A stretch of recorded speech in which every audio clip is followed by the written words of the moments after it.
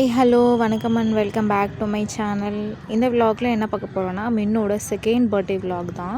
நான் இந்த channel start பண்ணி 1 இயர் கிட்ட ஆகிடுச்சு. ஏன்னா நான் பாப்பாவோட ஃபர்ஸ்ட் பர்த்டே விலாகும் அப்லோட் பண்ணியிருக்கேன். ஃப்ரீ டைமில் தான் செக் அவுட் பண்ணி பாருங்கள். ஆல்சோ ட்ரெஸ் ஷாப்பிங் தான் இப்போ நம்ம பார்த்துட்ருக்கிறது. நான் பாப்பா பர்த்டேக்கு முதல் நாள், அதாவது 20th ஜூலை தான் ட்ரெஸ் ஷாப்பிங்கே போனேன். ஒரு ஈவினிங் மேலே தான். ஸோ முன்னாடியே ட்ரெஸ் எடுக்கிற பிளான் தான். பட் நான் வந்து கேக் செலிப்ரேஷனுக்காக மட்டுமே ஒரு ட்ரெஸ் எடுக்கணும் அப்படின்னு சொல்லிட்டு தீம் வச்சு, பிளாக் அண்ட் ஒயிட் தீம் வச்சு நான் போனேன். பட் அங்கே போனதே இந்த பிளாக் அண்ட் ஒயிட்டை வந்து எனக்கு அவ்வளோவா எதுவுமே செட் ஆகலை. அதுக்கப்புறம் சரி ஓகே, ட்ரெஸ்ஸு பாப்பாவுக்கு மட்டும் எடுப்போம், அதுக்கேற்ற மாதிரி நம்ம தீம் செட் பண்ணிப்போம், அந்த பலூன்ஸ் எல்லாம், அந்த மாதிரி டெக்கரேட்டிவ்ஸ் எல்லாம் அப்படின்னு சொல்லிட்டு நான் ஃபஸ்ட்டு ட்ரெஸ் ஷாப்பிங்கு போயிருந்தேன். இந்த ட்ரெஸ் எனக்கு ரொம்ப பிடிச்சிருந்துச்சு. ஆனால் என் ஹஸ்பண்டுக்கு ஏனோ பிடிக்கல, இது ரொம்ப சிம்பிளாக இருக்குது அப்படின்னு சொல்லியிருந்தார். நான் சொன்னேன் கேக் கட்டிங் வந்து காட்டன் தான் இது, ஆனால் எனக்கு ரொம்ப பிடிச்சிருந்துச்சு. ப்ளஸ் இந்த ஒரு ட்ரெஸ்ஸும் பிளாக் அண்ட் ஒயிட்டில் பார்த்துருந்தேன். அதுக்கப்புறம் ஹஸ்பண்டும் வந்து சிம்பிளாக இருக்குன்ற மாதிரி சொல்லியிருந்தார். ஸோ அதனால் வந்துட்டு நான் நெக்ஸ்ட்டு ஒரு 2-3 கடை தேடி ஏறி இறங்கினேன். அங்கே வந்து இந்த ஒரு ஷாப் தான் வந்து ஒரு ப்ரீமியமான ஷாப் மாதிரி இருந்துச்சு. ஆக்சுவலாக என்னோடய கோஇன்சிடென்ட்ஸ்னால், பாப்பாவோட ஃபர்ஸ்ட் பர்த்டே எனக்கான ட்ரெஸ்ஸும் நான் இந்த ஷாப்பில் தான் எடுத்தேன். ஸோ இந்த பர்த்டேக்கு பாப்பாவுக்கு வந்து ட்ரெஸ்ஸு இங்கே தான் அமைஞ்சிருந்துச்சு. இந்த மாதிரி கேட்லாக் காமிச்சிருந்தாங்க. எனக்கு அது ரொம்ப பிடிச்சிருந்துச்சு. நான் இந்த வெஸ்டர்ன் ட்ரெஸ் தான் நான் ஃபஸ்ட்டு சூஸ் பண்ணது. நிறைய ட்ரெஸ்ஸு எனக்கு 2-3 ட்ரெஸ்ஸு பிடிச்சிருந்துச்சு, எது எடுக்க எதை விட அப்படின்னுட்டு. அதுக்கப்புறம் கடைசியாக வந்துட்டு இந்த ரைட்டில் இருக்குது இல்லையா, அது வந்து ஒரு மாதிரி மோனா தீம் மாதிரி இருந்துச்சு. மோனா கார்ட்டூன் தெரியும்ல உங்களுக்கு, அந்த ட்ரெஸ்ஸு மாதிரி இருந்துச்சு. அதை நான் ரொம்ப பிடிச்சி வாங்கினேன். கடைசியில் வந்துட்டு பாருங்கள், இந்த ட்ரெஸ் தான் அது. கொஞ்சம் ஒரு மாதிரி காட்டனாகவும் இருந்துச்சு, நல்லாவும் இருந்துச்சு. ப்ளஸ் ப்ரைஸுமே வந்து அது 1120, இன்னொரு வந்து 1300. ஸோ நான் வந்து 120 இந்த ட்ரெஸ்ஸு தான் வாங்கியிருந்தேன் பாப்பாவுக்கு. ஸோ ட்ரெஸ் வாங்கின கையோடு வந்து நான் தீமே சேஞ்ச் பண்ணிட்டேன். ஏன்னா ஃபஸ்ட்டு வரைக்கும் நான் black and white decorative things தான் யோசிச்சு வச்சுருந்து பேப்பர்லலாம் எழுதியும் வச்சுருந்தேன். அதுக்கப்புறம் அங்கே போயிட்டு பாப்பா ட்ரெஸ் ஒரு மாதிரி மெரூன் கலரில் இருக்கு இல்லையா, அதனால் வந்து நான் ஒயிட்டு கோல்டு நான் அப்படி சூஸ் பண்ணிவிட்டு, ஒயிட்டு கோல்டு பலூன்ஸு, இந்த மாதிரி அனிமல் தீம் இருக்கிற இது வந்து ஹீலியம் பலூனு. நல்லா ஃபாரின் வீடியோஸ்லாம் அந்த ஹீலியம் பலூன் வச்சுட்டு ஸ்டாண்ட் பண்ணி இந்த நூல் கயிறு மாதிரி கட்டிடுவாங்க. அதை வந்து ஸ்டாண்ட் பண்ணி இருக்கிற மாதிரி இருக்கும். பட் நம்ம ஊர்லாம் ஹீலியன் ஏர் அந்த பம்பெல்லாம் கிடைக்காததுனால வந்துட்டு நம்மளே ஊதிக்கிற மாதிரி தான். அதனால் பட் டெக்கரேட்டிவ் கொஞ்சம் இருக்கும்னு சொல்லிட்டு அந்த அனிமல் பலூன் வாங்கியிருந்தேன். அந்த ப்ரைஸ் வந்து 150 சம்திங். அதில் 5 பலூன் வரும். ஸோ லாஸ்ட் இயருமே இந்த மாதிரி பிரின்சஸ், டேட் லிட்டில் பிரின்சஸ் அப்படி இந்த மாதிரி பலூனில் எழுதியிருக்கிற மாதிரி நான் பலூன் வாங்கியிருந்தேன். அதுவுமே வச்சுருந்தேன். பட் ஆனால் கலர் ஃபேட் அவுட் ஆயிடுச்சு. அதனால தான் வந்து கோல்டனில் வர மாதிரி இந்த ஒரு ஜிராஃபி பலூன், ஹாப்பி பர்த்டேன்ட்டு அந்த பலூனில் எழுதியிருக்கும். ஒரு மாதிரி அனிமல் தீம் மாதிரி இருந்துச்சுன்னு சொல்லிட்டு இது வாங்கியிருந்தேன். இந்த பாப்பாவுக்கு வந்து இந்த பலூன் ரொம்பவே பிடிச்சிருந்துச்சு. ஆக்சுவலாக என்னென்னு கேட்டிங்கன்னா, நான் 9 o'clock ஸ்டார்ட் பண்ணது. சாப்பிட்டு முடிச்சுட்டு கையோடு அந்த திங்ஸ் எல்லாம் ஒரு 4 மணிக்கிட்ட பர்ச்சேசிங் போனது. நான் வீட்டுக்கு வரும்போதே ஒரு 6:30 ஒரு 7 ஆகிடுச்சு. கேக்கெல்லாம் ஆர்டர் பண்ணிட்டு வரும்போது நான் எல்லாத்தையும் பிளான் பண்ணேன். நான் கேக்கை மட்டும் மறந்துட்டேன். கேக்குன்றதே விஷயம் நான் முன்னாடியே ப்ரீ புக் பண்ணணுன்றதே மறந்துட்டேன். அதுக்கப்புறம் நான் கேட்ட மாதிரி, நான் பிக்சர் எடுத்து வச்சுருந்த மாதிரி பென்டோ கேக் மாதிரி முடியாது, அது ஒரு நாள் முன்னாடியே நீங்கள் ஆர்டர் பண்ணியிருக்கணும் அப்படின்னு சொல்லியிருந்தாங்க. சரி இருக்கிறத இப்போதைக்கு கேக் கட்டிங்காக மட்டும் ஒரு கேக் வாங்கிட்டு வந்துட்டேன். அதுக்கப்புறம் இந்த மாதிரி டெக்கரேட் பண்ண ஸ்டார்ட் பண்ணிட்டேன். இந்த ஸ்க்ரீன் எல்லாமே அப்போ தான் வாங்கிக்கிட்டு வந்தது. ஏன்னா என் வீட்டில் வந்துட்டு இது ரெண்டட் ஹவுஸ்ன்றதுனால ஸ்விட்ச் பாக்ஸ் இருக்கிற இடத்துல, ஒரு ப்ளக் பாயிண்ட் இருக்கிற இடத்துல வந்து ஜன்னல் இருக்குது. ஜன்னல் இல்லாத ஒரு எம்டி வாலில் வந்துட்டு ப்ளக் பாயிண்ட் கிடையாது. அந்த நான் ஸ்ட்ரிப் லைட் மாதிரி ஒன்று யூஸ் பண்ணியிருப்பேன், லைட்டு மாதிரி. அதுக்கு வந்துட்டு ஒரு ப்ளக் பாயிண்ட் வேணும்ல. அது எனக்கு வந்து அதுக்கப்புறம் தான் இதுக்காகவே தனியாக ஒரு ஸ்க்ரீன் வாங்கி அதெல்லாம் வாங்கிட்டு வர்றதுக்கே ஒரு 8 மணி 7 மணி ஆயிடுச்சு.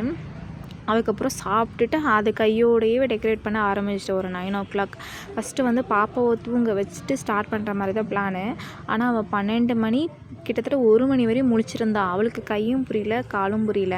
ஏன்னா அவளுக்கு ரொம்ப பிடிச்சிருந்துச்சு. ரொம்ப நாங்கள் ஃபஸ்ட்டு ரூம்லெல்லாம் போட்டு க்ளோஸும் பண்ணிட்டோம். பலூனெல்லாம் உடைக்க ஆரம்பிச்சிட்டா. நாங்கள் ஒரு சைடு வந்துட்டு பலூனை ஊதி வச்சிட்ருந்தோம், இன்னொரு பக்கம் வந்துட்டு பலூனெல்லாம் உடைக்க ஆரம்பிச்சிட்டு இருந்தா. பலூன் மேலே ஏறி உட்கார்றது அப்படிலாம். டோரை க்ளோஸ் பண்ணியுமே அவள் கேட்கல. சரி நாங்கள் அவ்வளோ என்ஜாய் பண்ணிட்டோன்னு சொல்லிவிட்டு அவள் ஒரு பக்கம் விளையாடிட்டு இருந்தா, நாங்கள் ஒரு பக்கம் டெக்கரேட் பண்ண ஸ்டார்ட் பண்ணிகிட்டு இருந்தோம். பின்ட்ரெஸ்ட் இமேஜெல்லாம் நான் ஒரு 2-3 இமேஜ் வந்து எடுத்து வச்சுருந்தேன். இதில் ஏதாச்சும் நம்மளுக்கு கிளிக் ஆயிடுச்சுன்னா இது பண்ணிக்கலாம்னு சொல்லிட்டு ஃபஸ்ட்டு ஆரம்பிச்சது பவ் பண்ணலான்னு சொல்லிட்டு தான் ஆரம்பிச்சது. ஆனால் பவ் பண்ணுறது எங்களுக்கு ரொம்ப டைம் எடுக்க ஆரம்பிச்சிருச்சு. ஒரு மாதிரி நான் வந்து ரிப்பன் வந்துட்டு இந்த மாதிரி ஒரு பிளாஸ்டரிங் மாதிரி ஒரு ரிப்பன் வாங்கிட்டு வந்திருந்தேன். ஆக்சுவலாக அது சாட்டன் ரிப்பன் வாங்கிட்டு வந்திருக்கணும். ஏன்னா இது வளவதன்னு சொல்லிட்டு பவ்வே நிற்கல. அதுக்கே கிட்டத்தட்ட ஒரு 1/2 அன் ஹவர் கிட்ட பண்ணிகிட்டு இருந்தோம்.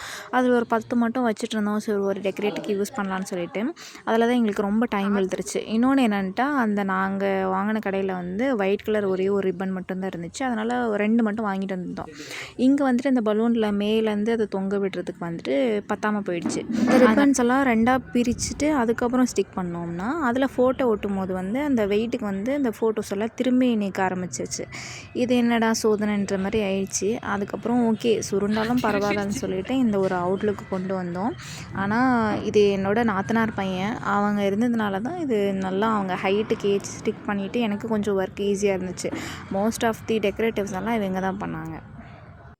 9 ஸ்டார்ட் பண்ணி 12:30 கிட்ட ஆகிடுச்சு. ஒரு ஸ்டேஜில் நான் ரொம்ப டயர்டாகி போய் சோஃபாலே உட்காந்துட்டேன். அதுக்கப்புறம் தான் இந்த ஒரு நாள் தானே அப்படின்னு சொல்லிட்டு செலிப்ரேஷன் ஸ்டார்ட் பண்ணிட்டோம். ஆனால் என்னோடய ஒரே ஒரு விஷயம் என்னென்னா எவ்ரி இயர் நான் என் பசங்களுக்காக பாப்பாக்காக இந்த மாதிரி என்னால் முடிஞ்ச வரைக்கும் கிடைக்கிற பொருள் வச்சு இந்த மாதிரி ஏதாச்சும் கொஞ்சம் டெக்கரேட்டிவாக செலிப்ரேட் பண்ணணுன்னு தான். ஸோ அந்த வீடியோ பார்க்குறவங்க கண்டிப்பாக என் பொண்ணுக்கு விஷ் பண்ணிவிடுங்க.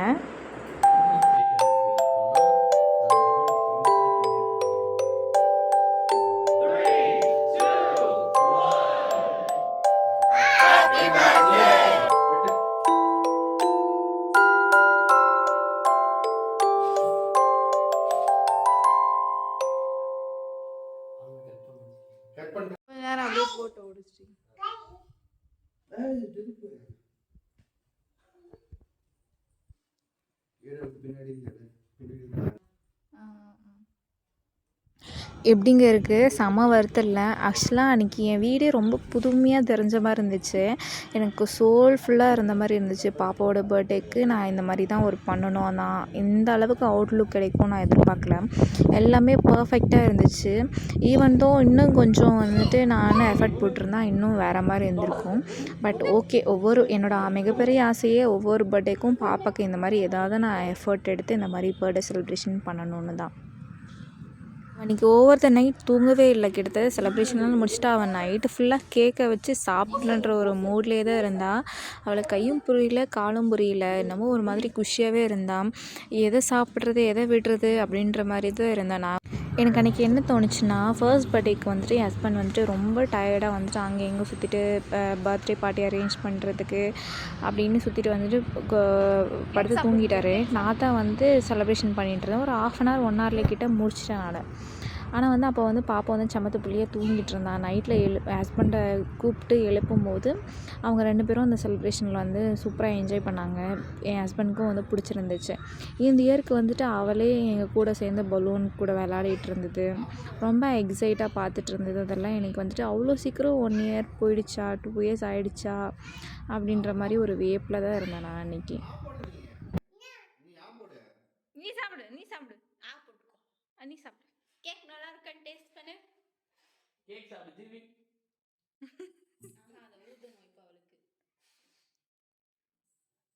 பாப்பாவோட பர்த்டே செலிப்ரேஷனுக்கு வந்து அவளுக்கு மெமரபிளாக இருக்குன்னு சொல்லிட்டு இந்த ஜூ அக்வாரியம் மாதிரி கூட்டிகிட்டு போகலாம், இந்த பார்க் மாதிரி கூட்டிகிட்டு போகலாம். அவளுக்கு மெமரபிளாக இருக்கணும்.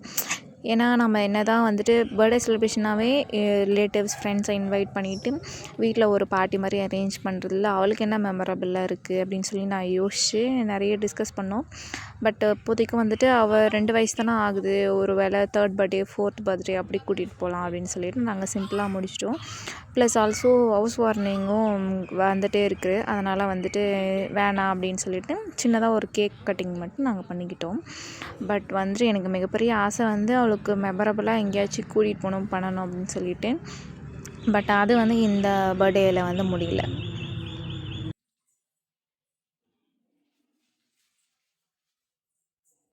இந்த ஃபோட்டோஸ் எல்லாமே வந்து நான் லாஸ்ட் இயர் பிரிண்ட் அவுட் போட்டு எடுத்து வச்சது.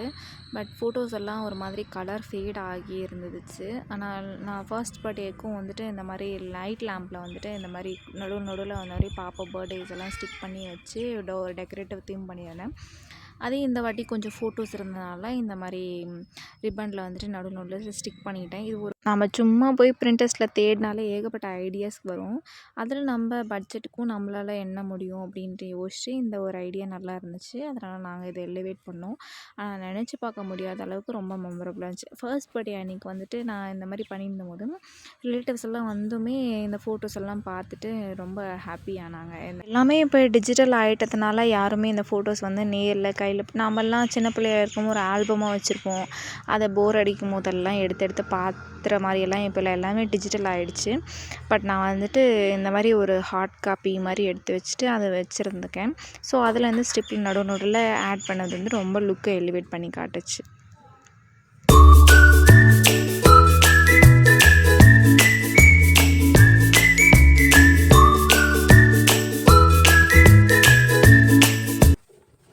அவ்வளோதான், கேக் கட்டிங்கோட பர்த்டே செலிப்ரேஷன் நைட்டு முடிஞ்சிச்சு.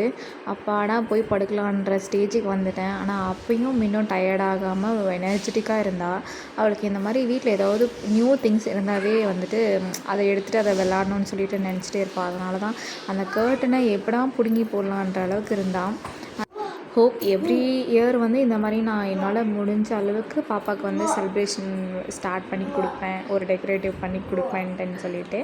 ஆனால் ரொம்ப நல்லா இருந்துச்சு.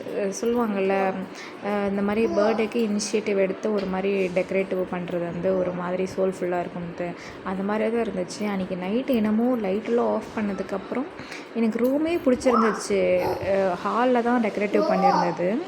எனக்கு என்னமோ எங்கேயோ ஒரு பேரடைஸில் இருந்த மாதிரியும் வேறு யூனிவர்ஸில் இருக்கிற மாதிரி இருந்துச்சு. ரூமோட அந்த கோல்டன் வைப் இருக்குல்ல, கோல்டன் தீம், கலரு, லைட்டு அதெல்லாம் வேறு மாதிரி இருந்துச்சு ரூமே. எனக்கு ரொம்ப தூக்கமே வரல. அதுக்கப்புறம் எனக்கு இதுலேயே வந்து முழிச்சியே பார்த்துட்ருந்தேன். பார்ப்போம் அதுக்கப்புறம் தூங்கிட்டேன். நானும் அதுக்கப்புறம் தூங்கிட்டேன்.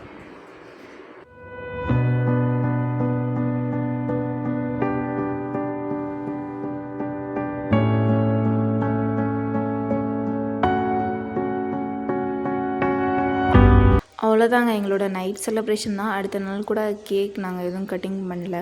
என் ரிலேட்டிவ்ஸ் யாருக்கும் இன்வைட்டும் பண்ணலை. அதனால் என் சின்ன மாமியாரும் என்னோடய நாத்தனார் மட்டும் வந்திருந்தாங்க. சிம்பிளாக வந்து பிரியாணி தான் பண்ணியிருந்தோம். அதுவும் ஆஃப்டர்நூனுக்கு மேலே தான் பண்ணி சாப்பிட்டு முடிச்சுட்டு அவங்க ஈவினிங் போல் கிளம்பிட்டாங்க. இதுக்கப்புறம் நாங்கள் எந்த செலிப்ரேஷனும் கண்டினியூ பண்ணல. மின்னுக்கு ஒவ்வொரு பர்த்டேக்கும் ஒரு கோல்டு காயினாச்சு அட்லீஸ்ட் ஒரு சவரன்லையாச்சும் எடுக்கணுன்ற ஒரு பிளான் மாதிரி இருந்துச்சு. ஏன்னா லாஸ்ட் பர்த்டேக்கு வந்து ஒரு சவரனில் எடுத்திருந்தோம். பட் இந்த இயர் அதுவும் முடியாமல் போயிடுச்சு.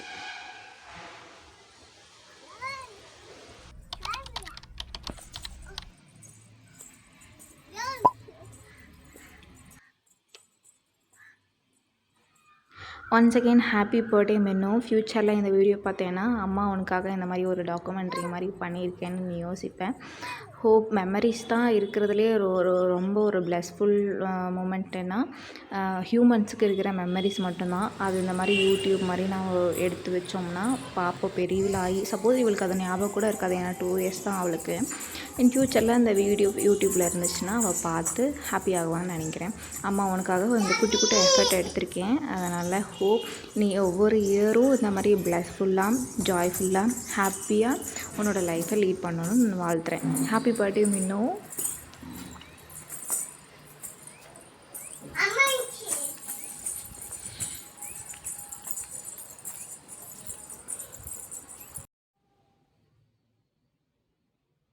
ஸோ கோயிலுக்கு போயிட்டு அன்றைக்கி முருகர் கோயில் தான் போயிருந்தோம். எங்கள் வீட்டு பக்கத்தில் இருக்கிற பாலமுருகர் கோயில்.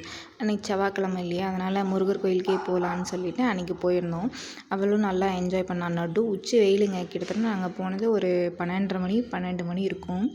அத்தனை மணிக்கு வந்துட்டு கோயிலில் சுற்றி ரவுண்ட் அடிச்சிட்ருக்காங்க. எனக்கு எங்கேயாச்சும் போய் நிழல்ல உட்காரலாமான்ட்டுன்னு இருக்குது. ஆனால் இந்த கோயில் எனக்கு என்னமோ நான் இந்த கோயிலுக்கு வந்திருக்கேன், தைப்பூசம் அன்றைக்கெல்லாம் வந்திருக்கேன். அப்போ வந்து ரொம்ப க்ரௌடில் நான் இந்த கோயில் அதிகமாக நான் சுற்றியே பார்க்கல. ஆனால் அன்றைக்கி வந்து யாருமே இல்லை, கோயில் பூட்டி இருந்துச்சு. ஈவினிங் போல் தான் நிறைய கூட்டம் வருவாங்கன்னு சொல்லிட்டு ஒரு மதியம் டைமில் நாங்கள் போனதுனால யாருமே இல்லை. ரொம்ப அமைதியாக பீஸ்ஃபுல்லாக இருந்துச்சு. அப்போ தான் யோசித்தேன், கோயிலில் வந்துட்டு ஹரிபரியாக நம்ம அந்த திருவிழா டைமில் வந்து பண்டிகை டைமில் போயிட்டு ஒரு கோயில் தரிசனம் பார்க்குறத விட இந்த மாதிரி அடுத்த நாள் இல்லை 2 நாள் கழிச்சிட்டு போயிட்டு சோல்ஃபுல்லாக கடவுளை கும்பிட்றது வந்து இன்னும் சந்தோஷமாக மனநிறைவாக இருக்குதுன்னு சொல்லிட்டு.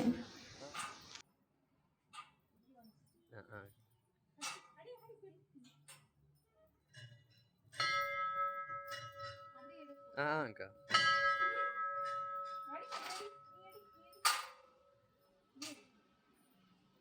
ஸோ நாங்களே வந்து கற்பூரம் ஏற்றி ஊதுபத்தி ஏற்றி சாமி கும்பிட்டுட்டு கொஞ்ச நேரம் அங்கேயும் இங்கேயும் சுற்றிட்டு ஒவ்வொரு சாமியாக பார்த்துட்டு வந்துட்டுருந்தோம். அன்றைக்கி ஒரு மாதிரி க்ளவுடியாக இருந்துச்சு. அதனால் கோயில் பார்க்கவே ரொம்ப அழகாக இருந்துச்சு. எனக்கு இன்னும் கொஞ்சம் நேரம் இருந்திருக்கலாமோ அப்படின்ற மாதிரி ஃபீல் இருந்துச்சு. ஆனால் வந்துட்டு சுற்றி வெயில், எங்கேயும் உட்கார்ற மாதிரி கொஞ்சம் இடம் இல்லை. அதனால் அப்புறம் வீட்லேயும் கொஞ்சம் சின்ன மாமியாரும் நாத்தனாரும் வர மாதிரி இருந்துச்சு. ஸோ அவங்க சீக்கிரமாக வந்துடுவாங்க, கொஞ்சம் லஞ்ச் அரேஞ்ச் பண்ண வேண்டியது இருக்குதுன்னு சொல்லிவிட்டு நாங்கள் வீட்டுக்கு வந்துவிட்டோம். இவள் அங்கேயும் இங்கேயும் சுற்றிட்டு இருந்தா, அவளை வலுக்கட்டாயமாக பிடிச்சி தூக்கிட்டு வீட்டுக்கு வந்து சேர்ந்துட்டோம். அதுக்கப்புறம் நான் எதுவும் வீடியோலாம் எடுக்கலைங்க. ஏன்னா வந்துட்டு நான் அதுக்கப்புறம் ரொம்ப டயர்ட் ஆகிட்டேன். அதுக்கப்புறம் டே ஃபுல்லாக அப்படி தான் போச்சு. அதுக்கப்புறம் இது நெக்ஸ்ட் டே மார்னிங் வந்துட்டு ஏன் மின்னு இப்படி சோகமாக படுத்துட்ருக்கான்னா, டிவி கிடையாது. ஏன்னா டிவி ரீசார்ஜ் முடிஞ்சு போச்சு. காலையில் ஏஞ்சோடனே பொம்மை படம் தான் போட சொல்லி கேட்பா. பொம்மை படம் தான் 24 ஹவர்ஸும் பார்த்துட்டே இருப்பாள். நைட் வரைக்கும் பார்த்துட்டே இருப்பாள். அன்றைக்கி பொம்மை படம் கிடையாது. அதனால் வந்துட்டு ரொம்ப ஒரு மாதிரி சோர்வாகவே இருந்தாள். எனக்கு என்ன பயம் ஆயிடுச்சுன்னா, யூஸ்வலாகவே குழந்தைங்க வந்து கொஞ்சம் பர்த்டேக்கு நெக்ஸ்ட் டே வந்து ஒரு மாதிரி சிக் ஆகுவாங்க. அது பெரியவங்க கூட சொல்லுவாங்க கண் திருஷ்டி மாதிரின்னு சொல்லிட்டு. அப்படி எதுவும் மீனுக்கு வந்து உடம்பு சரியில்லாமல் போயிடுச்சா? ஏன்னா 2 டேஸில் வந்து அவளுக்கு உடம்பு சரியில்லாமல் போனதே இல்லை. ஒரு ஃபீவர் கூட வந்ததில்லை. கோல்டு பிடிக்கும், அது ஒரு 2-3 நாள்லேயே சரியாகிடும். அன்றைக்கி வந்து ரொம்ப சோர்வுப்படுத்திட்டு தான் எனக்கே ஒரு மாதிரி வந்து பயம் எடுத்துக்கிச்சு, ஏதாவது உடம்பு சரியில்லாத போயிடுமோ அப்படின்ட்டுன்னு. அதுக்கப்புறம் ஒன்றும் இல்லை, சாப்பிட்டா கொஞ்சம் சாப்பிட்டதில் வந்து டிவி இல்லாதனாலும் ஒரு மாதிரி மயக்கத்தில் இருந்து ஒரு குட்டி தூக்கமும் தூங்கி ஏஞ்சிட்டா. அப்போ தான் நான் வந்து யோசித்தேன் வந்துட்டு, இனிமேல் வந்து கொஞ்சம் டிவி அவ்வளோ போட வைக்காமல் பார்க்காம கொஞ்சம் இந்த மாதிரி தூங்கி எழுறதும் விளையாடுறதும் வந்து நேப் டைம் மாதிரி நம்ம கொடுக்கணும்னு சொல்லிட்டு. ஏன்னா யூஸ்வல் டேஸில் வந்துட்டு 4 மணிக்கிட்ட தூங்குவா. காலையில் ஏஞ்சாலானா கரெக்டாக காலையில் 6 மணிக்கு ஏஞ்சிருவா. ஆனால் மதியம் நேப்புன்றது ஒரு 4 மணி 6 மணி இருக்கும். மறுபடியும் தூங்கி ஏஞ்சிட்டு ஒரு 10-11 மணி வரையும் தூங்கிட்டுருப்பாள். இந்த இர்ரெகுலர் ஸ்லீப் ரொட்டீனை வந்து ரெகுலர் பண்ணணும்னு சொல்லிட்டு நான் அதுக்கப்புறம் அவளை தட்டி தூங்க வச்சுட்டேன். அதுக்கப்புறம் அவளுமே தூங்கிட்டா.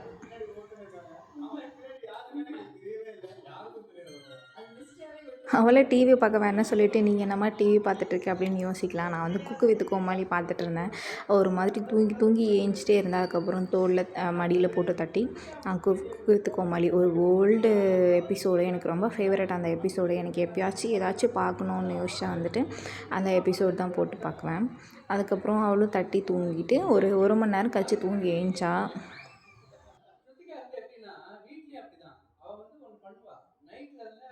அதுக்கப்புறம் எனக்கு ஒரு டவுட்டுங்க. இது வந்து கேட்கலாமா கேட்க வேணாமான்னு தெரியல, சொல்லலாமான்னும் தெரியல. யாராச்சும் இந்த வீடியோ பார்த்து உங்களுக்கும் இந்த மாதிரி ஹிட் ஆகிருக்கு, இது உண்மை அப்படின்னா எனக்கு சொல்லுங்கள்.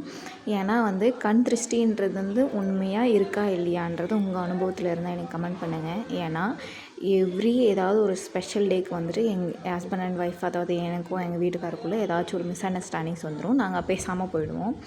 அந்த ஒரு அந்த ஒரு செலிப்ரேஷன் டேவே வந்துட்டு ஏதாச்சும் ஒன்று வந்துட்டு அப்படி இப்படின்னு போகும். நான் ஒன்று பிளான் பண்ணி வச்சுருப்பேன், அது பிளான் பண்ணி நடக்காது. அன்றைக்குள்ளே எங்களுக்குள்ளே ஏதோ சண்டை வந்துடும். அது 2-3 வாரத்துக்கு முன்னே சண்டை வந்துடும். 2-3 நாளைக்கு முன்னே சண்டை வந்துடும். நானும் பேச மாட்டேன், அவரும் பேச மாட்டேன். அந்த ஈகோயிஸ்டிக்லேயே அந்த டே வந்து மூவ் ஆன் போயிடும். நான் சம்டைம்ஸ் வந்துட்டு கொஞ்சம் இறங்கி வருவேன். சரி இந்த டே வந்து இந்த ஈகோனால இந்த பிரச்சனைனால ஏன் நாம் வந்து விட்டு கொடுக்கணும்னு சொல்லிட்டு நான் கொஞ்சம் இறங்கி வருவேன். அதுக்கப்புறம் என் லைஃப்பில் வந்து இந்த after marriage of 3 years my லைஃப்பில் வந்துட்டு, ஆனால் இது கண் திருஷ்டியா என்னன்னு தெரியல. அப்படி பார்த்தா எல்லார் லைஃப்லையும் எல்லா பிக் மூமெண்ட்ஸ் எல்லாம் இருக்குது. ஏன் அவங்களுக்கெல்லாம் கண் திருஷ்டி இல்லையா, அவங்களுக்கெல்லாம் சண்டை வராதா அப்படின்னு. ஸோ இதை பற்றினா உங்களுக்கு ஒப்பீனியன் இல்லை உங்கள் லைஃப்லையும் இந்த மாதிரி இருக்குன்னா மறக்காமல் கமெண்ட் பண்ணுங்கள். அப்புறம் இந்த வீடியோ பார்த்ததுக்கு ரொம்ப நன்றி. தேங்க்யூ ஃபார் வாட்சிங்.